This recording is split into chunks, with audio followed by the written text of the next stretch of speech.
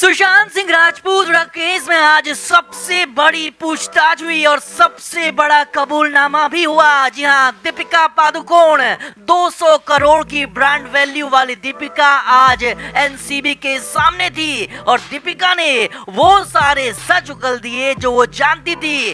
दीपिका ने रंग लेने की बात तो मान ही ली, साथ ही साथ रिया और रकुल से करीबी दोस्ती को भी मान लिया और सबसे बड़ी बात, कई अन्य फिल्मी स्टार्स का भी नाम ले लिया। और इस सब कुछ एनसीबी के एक पैंतरे की वजह से हुआ जो एनसीबी ने सवाल जवाब से ठीक पहले दीपिका पर इस्तेमाल किया, जिसके बाद तो दीपिका जो तैयारी करके आई थी वो धरी की धरी रह गई और एक के बाद एक तोते की तरह दीपिका ने सारे राज खोल दिए। यहाँ तक कि दीपिका बोलते बोलते रोने तक लगी। तो क्या हुआ आज, खुलासा क्या है दीपिका पादुकोण का कबूलनामा और कैसे रिया और रकुल को बता दिया पूरे गैंग का मास्टरमाइंड, आपको बताते हैं सब कुछ। आप भी इसे लेकर कमेंट जरूर करें, वीडियो को शेयर भी करें।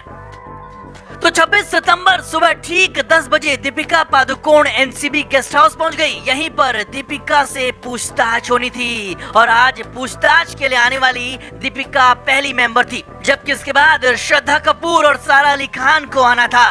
दीपिका के आते ही एनसीबी उसे इंटरोगेशन रूम में लेकर गई और फिर सवाल जवाब का सिलसिला शुरू होता, लेकिन उससे ठीक पहले एनसीबी ने बहुत बड़ा पैंतरा मार लिया। जी हाँ, एनसीबी सूत्रों के मुताबिक दीपिका को पूछताछ से पहले एनडीपीएस एक्ट अच्छी तरह से बताया गया और दीपिका को साफ साफ बताया गया कि ड्रग लेने वाले को 1 साल तक की जेल होती है, लेकिन ड्रग पेडलिंग करने वाले, खरीदारी करने वाले को 20 साल तक की सजा होती है। और इसीलिए दीपिका से कहा गया कि एनसीबी के पास सारे सबूत हैं, झूठ मत बोलना, नहीं तो दिक्कत तुम्हें यानी दीपिका पादुकोण को ही होगी।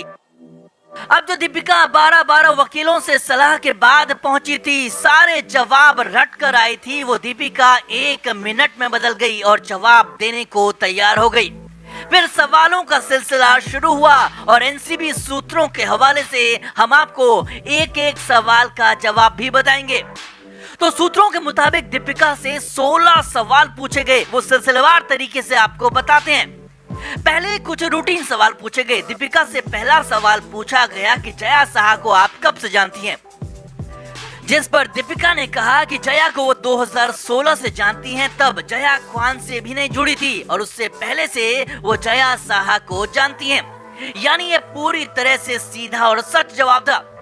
इसके बाद दीपिका पादुकोण से पूछा गया कि आपका मौजूदा फोन नंबर कब से है और पुराना नंबर आपने कब चेंज किया, क्योंकि ये बेहद जरूरी सवाल था दीपिका की व्हाट्सएप चैट को लेकर। तो दीपिका ने जवाब दिया कि मार्च 2018 में उन्होंने अपना पुराना नंबर चेंज किया था और तब से यही नया वाला नंबर चल रहा है।